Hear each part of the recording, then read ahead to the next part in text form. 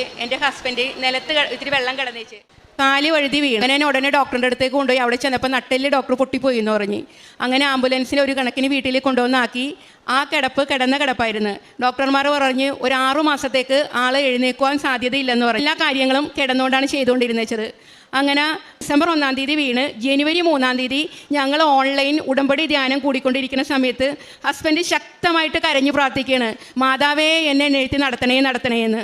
അങ്ങനെ കരഞ്ഞു പ്രാർത്ഥിക്കുമ്പോൾ ഞാനും മോളും അടുത്ത് തന്നെ നിൽപ്പുണ്ടായി ആരാധന കൂടാനായിട്ട്. ഞങ്ങളുടെ ഇടയിൽ കൂടി ഓടിപ്പോണ് ഹസ്ബൻഡ്.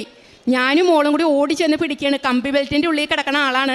കട്ടിൽമേന്ന് എഴുന്നേറ്റ് ഓടുകയാണ്. ഞങ്ങൾ തൊട്ടപ്പോൾ ഞങ്ങളോട് പറഞ്ഞ്, എൻ്റെ മേത്ത് തൊടരുത്, മാതാവ് എന്നോട് പറയണം നിനക്കൊന്നുമില്ല, നീ എഴുന്നേറ്റ് ഓടുക. അതുപോലെ വായ ഒപ്പിളിക്കാൻ പോലും തലപൊക്കിയ വേദന കൊണ്ട് പൊളയണ ആളായിരുന്നു.